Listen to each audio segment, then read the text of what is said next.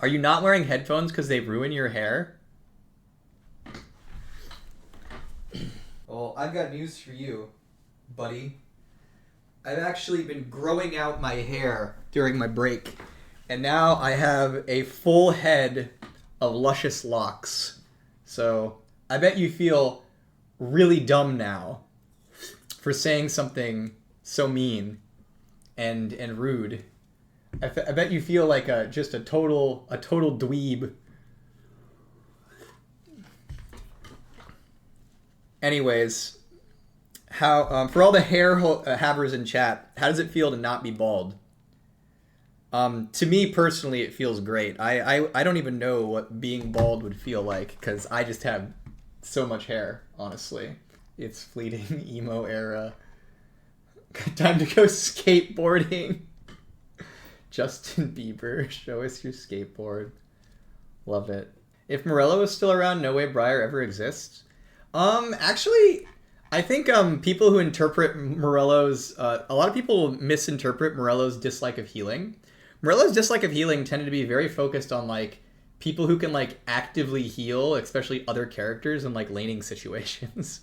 It's like Soraka takes away from the interplay of League of Legends, and the medic takes away from a lot of the interplay of Team Fortress 2, things like that in certain ways.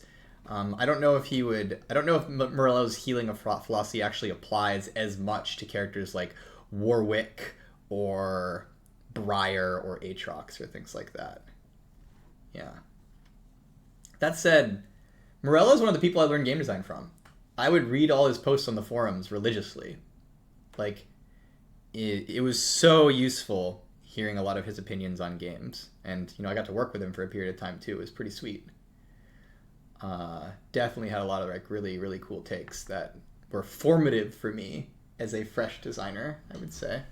Is that why the anti-heal item is named after him? I think so. I think the reason... One of the original... Well, actually... I don't know if Morello Nomicon was originally an anti-heal item. It became one, but I don't know if it was always one. It might have been, though. Anyways, though, like back in the day, we like named things after people. We eventually stopped doing that. It turns out that there is a really big risk when you name an item or a thing after a real-world person, because while most of the people you name things after are great, you never know. So yeah.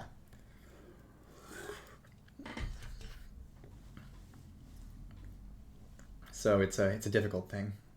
But yeah, a lot of the old stuff in League is named after people. Ezreal is an actual designer at Riot. Like, that's his handle. Ashe and Tryndamere, of course. Those are ones. Jin. Jin is named after his VFX artist. It started out as a joke, and the name stuck. But Jin's VFX artist is named Jin. And we were all in a meeting, and we couldn't think of a good name for him. We had a bunch of names, and we were like talking about them, and nothing really felt right for him. And Jin was in there. And then someone suggested, they were like, well, what if we call him Jin? And then Jin was like, no, don't do that. What are you thinking? And then it just kind of stuck. It just kind of stuck. It was a good name. I think Jin really works.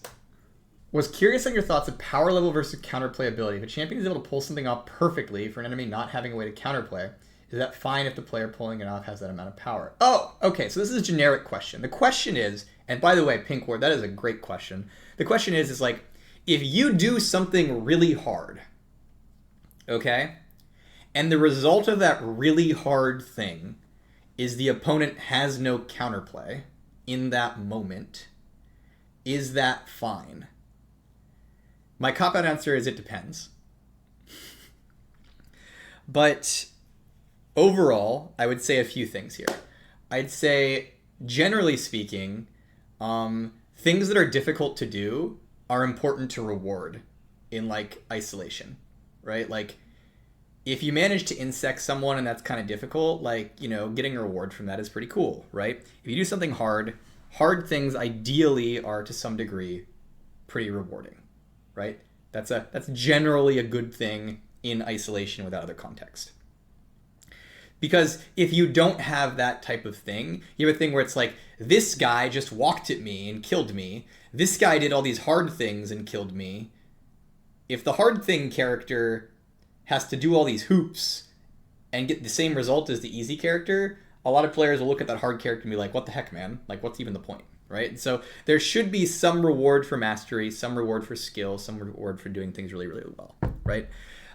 The key is that one thing you don't have a right to, okay? One thing you don't have a right to as a skilled player is to say, if I play this champion, this is in League of Legends specifically, it doesn't necessarily apply to other games, but in League of Legends, what you don't have a right to as someone who's really good is saying, if I play this character perfectly, nobody can do anything. That's not okay, because League of Legends is a 5-player game with like player interactions and class interactions, right? And so if you're a character who, like, if, you know, in the abstract was literally played perfectly, and by literally play them perfectly, they can always 1v9, guaranteed, nothing else anybody can do, that's like starting to then ignore all the other players' input on the game. And League of Legends is a game where most people in the game's input should matter depending on how well they're doing, right? So it's kind of a thing where it's like, if you have a character who, if played perfectly, cannot be beaten in any way, that can be pretty messed up. And so the way I would say it then is characters holistically need weaknesses. So, and weaknesses that even if you are a god at them, they still have them. So as an example with Yasuo, Yasuo is a character who, there's a lot of things you can do to be perfect at Yasuo, but regardless of how perfect you are at Yasuo, good luck dealing with that jungle gank. Regardless of how perfect you are at Yasuo, team fights are going to be kind of hard, right? And like, that's the thing, is Yasuo has huge rewards for his skill, but there are still some things, even if you are the most skilled Yasuo player in the world, that Yasuo as a champion has a hard time getting around. That doesn't mean that in certain situations, Yasuo can't just win automatically, right? Like, there's a lot of situations where if you're a fed Yasuo and you're a god at the character and you 1v1 certain champions, there's literally nothing they can do. They just lose because you're better. And that's okay. It's okay to have situations like that. So like Pink Ward, going back to your like Shaco idea, right? It is totally okay if like you just do something really, really hard on a character and the result is in that moment, your opponent just gets wrecked and there's not much they can do. That's okay, depending on what weaknesses the character has in other situations and what weaknesses the character just has as a whole over the game time. Like, one of the ways we tend to think about assassins is sometimes someone will die to an assassin like Rengar or Fizz and be like, what the heck, Riot? That 6-item Fizz literally one-shot me with missing his Shark like there was no counterplay. And it's like, well, part of the question in that situation is how do you get to that moment, right? There is a moment in a game where a Fizz can create a no counterplay, I am guaranteed to win situation versus certain champions, especially like, say, a lot of AD carries, right? But then the question would be, well, how did he get to that moment? How did he position? How did the enemy position? Was there a support there? Was there not a support there? Is the Fizz ahead? How did he get ahead, right? The character Fizz tends to need to, in many games, build up to the point where he gets these moments that don't have counterplay. And so, like, yeah, sorry, I love rambling on this stuff. I really need to, like, stop word salading things. If you do a really hard to execute mechanic, and the result is your opponent couldn't do anything about it, that can be okay given certain situations, but if your character is able to do things like that, you still have to ask the question, what are the situations that cause this character to fail? And what are the circumstances that led up to this character in this skillful moment guaranteed beating you? And those are important things to think about. Yeah. Okay.